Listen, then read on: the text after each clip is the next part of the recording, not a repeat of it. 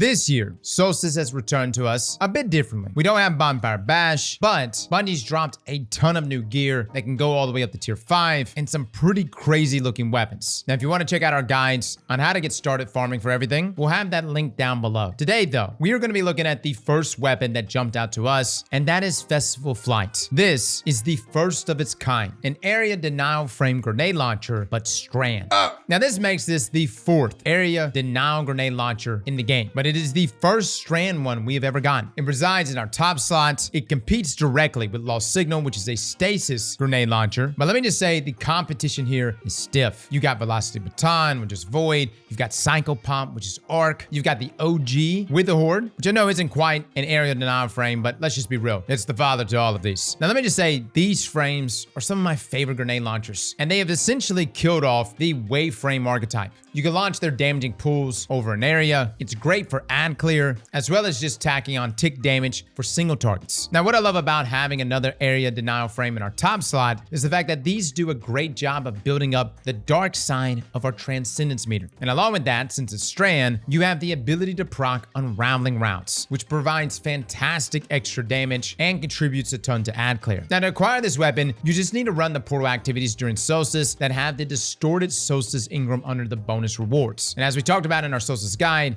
if you have a high enough Guardian rank and power level, these can drop as tier 4s and even guaranteed tier 5s, granting you access to enhanced perks, enhanced mods, and even enhanced origin traits. Now, what's even cooler about these Solstice weapons is that they have access to hollow foil versions. So let me just say, guys, if you find yourself with not only a tier 5 version of these weapons, but also a tier 5 holofoil, fellas, that right there is the rarest of the rare, the cream of the crop, the best of the best. And whatever you do, lock that thing. Don't want to accidentally delete it one day thinking it's another tier 5. I know it's blue, but it's a different kind of blue. Now, before we dive into our favorite perks, let's just go over all the perks that we have on this thing. And let me just say, guys, it's stacked. In our third column, we have Blast Distributor, Demolitionist, Recycled Energy, Transcendent Moment, Envious Arsenal, Ambitious Assassin, and Slice. In our fourth column, we have Binary Orbits, Frenzy, One for All, Vorpal, Attrition Orbs, Hatchling, and Elemental Honing. Now, our first perk of note is going to be in the third column, and that is Blast Distributor. Now, this was a new perk introduced in Edge of Fate,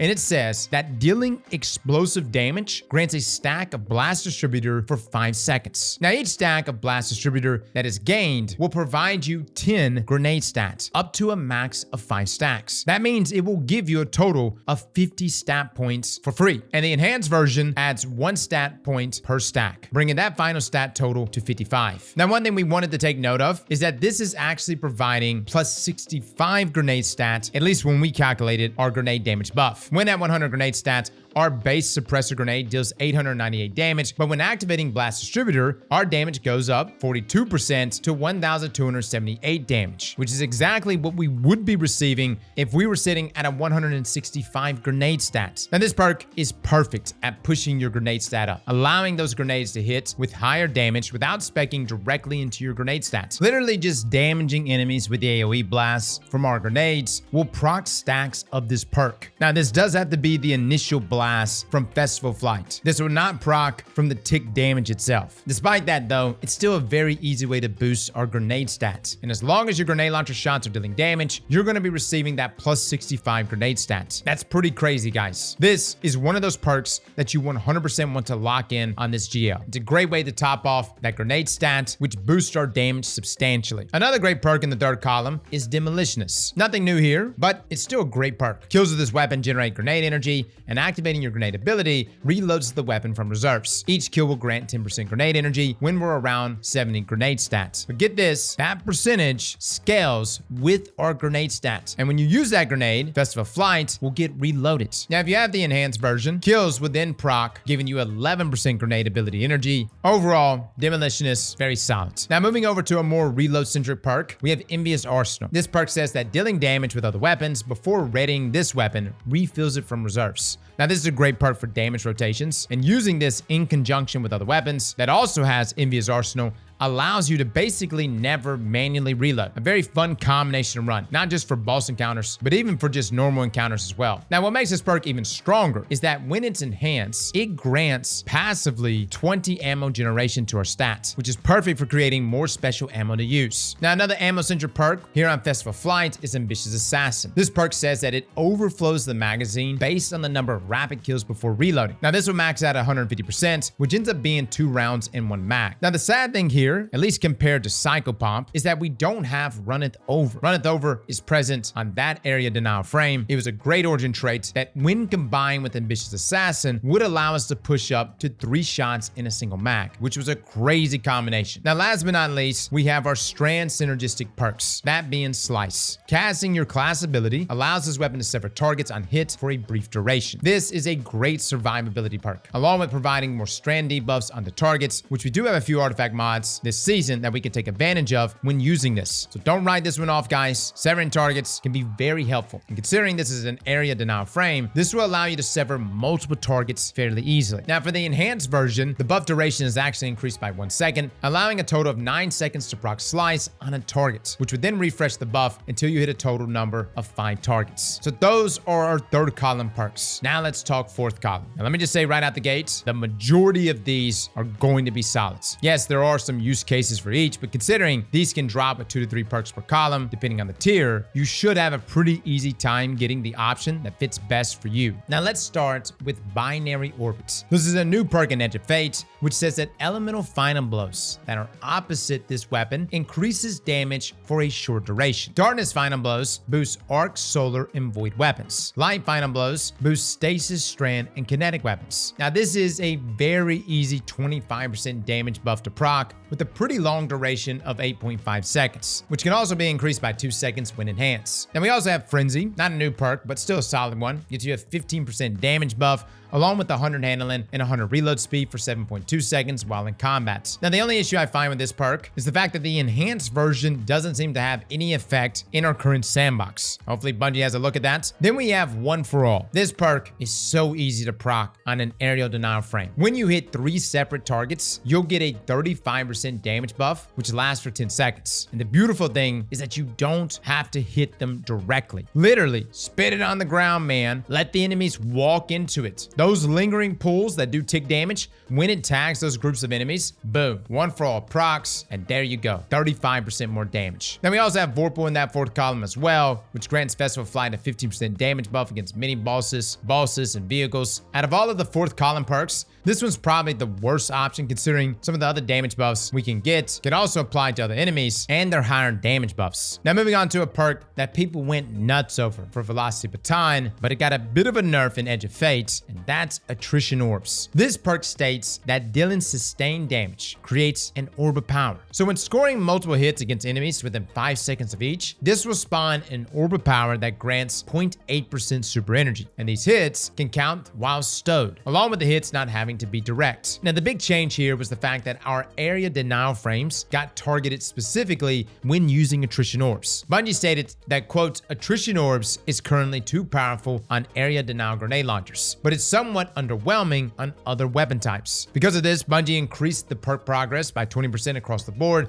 but they reduced the perk progress by 80% on area denials, which they said wouldn't be super noticeable. In our testing though, if you were to use Festival Flight here on Carl in one round, you're only going to create 1 orb. Compared to some of the clips that were going around before these changes, you can see right here, guys, Attrition Orbs was an orb printer. Not saying it's a complete waste, but definitely a nerf. I think where you could still use this perk is on groups of enemies. You can still proc a decent amount of orbs, and I would say now more than ever, Attrition Orbs can actually be used in a more passive way by granting us armor charges for our Surge mods, along with providing a charge for font mods that we're using, which are an absolute must when it comes to pushing your stats into the upper limits of the enhanced tier. So I wouldn't write off Attrition Orbs just yet. It's still great for utility, and for those that didn't get a Velocity Baton, then Festival Flight might be for you. Now moving on to our second to the last perk that I wanted to talk about, and that's Hatchling. I know a lot of people don't really like this perk, but when you set it up right, Threadlings can provide great support in combat. Hatchling states that precision final blows or rapidly defeating targets with this weapon spawn a Threadling at the target's location, with the enhanced version giving us +5 handling. It's pretty solid by itself, but even better when you run it with its Strand subclass. Now last, but certainly not least, we have Elemental Honing, the king of damage rotations. This perk says that dealing unique elemental damage grants this weapon a stacking damage bonus. This bonus is increased for kinetic weapons. Now how this works is that by dealing elemental damage, you're granted a stack of elemental honing for 20 seconds for each unique element used, up to a maximum of 5 stacks. And gaining a stack refreshes the buff duration. Now keep in mind though, that when at 5 stacks, the buff has to be fully stacked once again. Now despite those hoops, the damage buff is very nice, guys. You get a 2.5% at 1 stack, 10% at 2 stacks, 20% at 3 stacks, 30% at 4 stacks, and 35% at 5. The other thing that's really beautiful is that the buff lasts for 20 seconds, which is actually increased to 23 seconds when enhanced. Personally, it's been my go-to perk on our rocket-assisted pulse rifle mint, which by the way, if you haven't checked out a review, we'll have that link down below. TLDR, it's literally the best weapon you can get this season. Now, elemental honing is very good, but it does require you to jump through hoops. One for all is the same damage buff. You just gotta hit 3 different enemies. Both have their pros and cons. But before talking god rolls, we need to first discuss these origin traits. Festival of Flight has 2 of these. One is tied to the Solstice Event itself, and the other is tied to its foundry. Now, the Solstice origin trait is called Dream Work, which says that once per reload, assists or assisted final blows partially refill the weapon from reserves and increase reload speed for a short duration. Bows receive faster draw time. Now, this is a very easy way to get some free ammo when playing with the fire team. The only downside here is the fact that we can only take advantage of this when playing with other allies. Now, one thing of note here is that these origin traits can be enhanced, with Dreamwork stating that when activated, the amount of ammo from reserves that's reloaded is improved along with the reload speed of the weapon itself. Now, let me just say, this is a very good origin trait. In this case, you're not going to get more than 1 round loaded back into the weapon, but it's still very nice, especially if you can get back-to-back procs, which I'm not really sure if there's an internal cooldown, but I did seem to notice back-to-back or close to back-to-back procs with Dreamwork. Now, along with Dreamwork is our origin trait, Suro Synergy, which says that reloading grants this weapon bonus handling and reduces incoming flinch for a short time. Now, this one can be enhanced, which is pretty nice, but again, not really something necessary for an area denial frame. As in, Dreamwork here is clearly the winner, guys, for PvE. Granted, if you're running solo, I guess you can use Suro Synergy. Now that we've covered our most notable perks and origin traits, we now need to talk synergies. First up, we have our new seasonal mods, which are called Volatile Mods. These mods are the equivalent of mods that we had back in Heresy that only last for that season. Now, there are 3 here that work pretty well with Festival Flight. First, we have Temporal Blast, which says that the weapon stores a portion of its damage dealt into charges. At 5 charges, the weapon's next shot creates an explosive blast on impact that damages nearby combatants. Now, a great thing about this mod in Festival of Flight is that 1 round can proc the 5 charges, which then allows for the next grenade launcher round to proc the blast. A technique that you can use with this, though, is that if you shoot 1 round and then halfway through procking the stacks, you shoot another round, you can proc the blast along with starting to gain more stacks for your next shot. You can literally do it back to back. Now, this does do a considerable amount of damage, dealing 948 damage here to Coral at the shooting range. Guys, I cannot stress just how good Temporal Blast is on this GL.